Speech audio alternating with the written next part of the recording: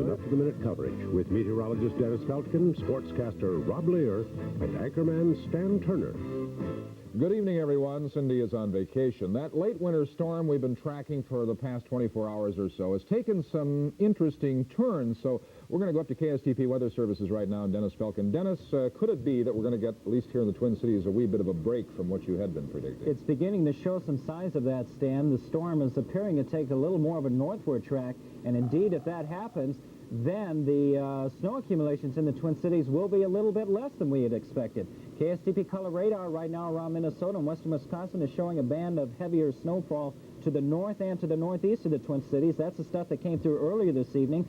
But right now, we're projecting a snow amount of 3 to 6 inches rather than 5 to 10. And we'll have more on this weather story later on in the program. Very good. Thank you, Dennis. Well, luckily, the heaviest snow and the drizzle and all the rest of it tonight held off until after the rush hour, but it has made for slow going. Dave Andrews right now is standing by in St. Paul, where the city sanding trucks have been on the road trying to lay down a little bit of traction for people who have to drive tonight. David, what's the latest? Well, Stan, the sand and the salt that's being hauled out of this terminal here behind me tonight has certainly been needed. It's been very wet, heavy snow with some freezing rain mixed in, and of course that's the worst for drivers to be on in conditions like this. The storm has taken its toll this evening in the form of several minor accidents around the Twin Cities. Luckily, nothing serious to report, though. Minneapolis has also had their sand and salt trucks out on their major roads, and the State Highway Department has been doing some plowing of the major interstates around the Twin Cities. Ken Domagala, you're the supervising the sand salt operation here in St. Paul tonight. What's it like? It's been not really slippery as yet. We've had 11 sanders out, and we're just keeping even, possibly. You got all the sand, salt, and equipment you need? Yes, for the last 2 days we have been stockpiling sand and salt. Okay, well, good luck tonight. Well, Stan, they were just saying here tonight they were hoping they'd already seen the last storm of the year, but of course they've got one here tonight. We've been through worse, and I guess we can take care of this one as well. Back to you. David, right, I respect what Ken had to say there, but I made a short run between newscasts tonight. There are some slippery patches. Oh, very bad, yes. Easy. I know they're doing a good job getting the sand down. Thank you. Stan, it just goes with the weather business, and this one is indeed beginning to change its mind as to which track it's going to take. But nevertheless, it is still dumping a lot of snow through the upper Midwest.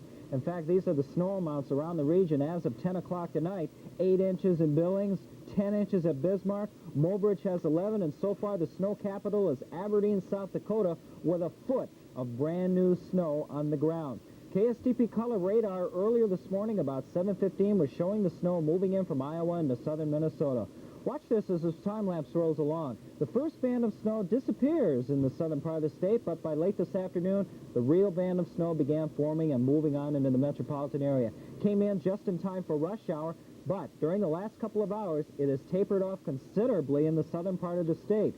A live picture confirms it. We're seeing a mixture of ground targets, freezing rain, sleet, and snow across the metropolitan area, but by far the more significant snow is up around Anoka, northern Washington County, and on up in Isani and Chisago County as well, spreading on up towards Pine City, and also in the western counties of western Wisconsin.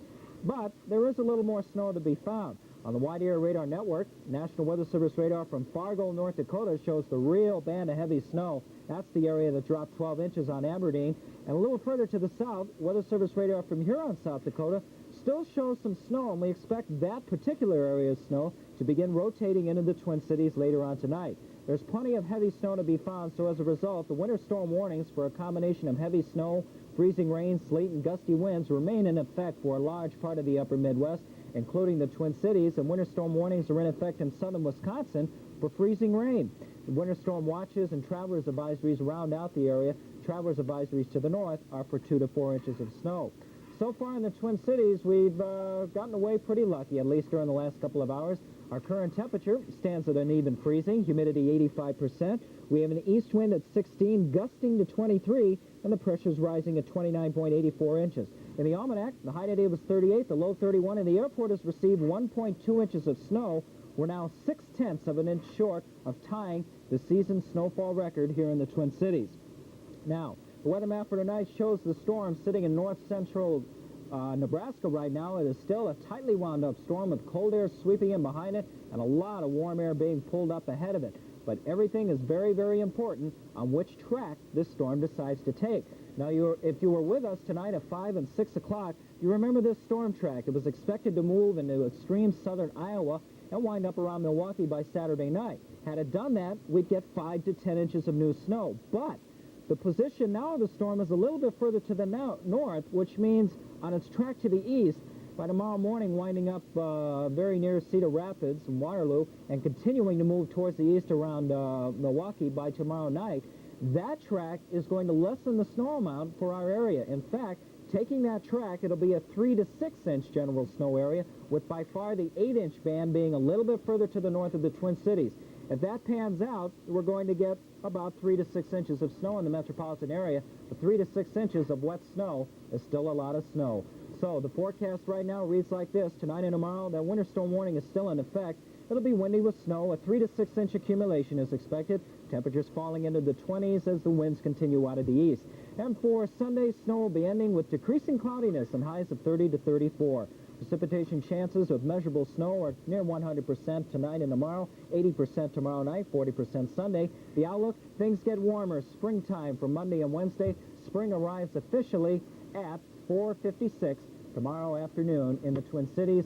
So, Stan, it's looking like it has indeed taken on its own personality a little bit further to the north of a track, and that means we won't get clobbered as much, but a wet snow is still a wet snow. Yes, indeed it is. Thank you very much, Dennis. Well, the rainy season is just about over in California. I guess that's another sign of spring out there, but recent heavy rains have forced NASA officials to switch the landing site for the space shuttle from Andrews Air Force Base to a missile range down in New Mexico. The landing equipment is being moved over 1,000 miles now by train. In sports, fists are flying in Minneapolis.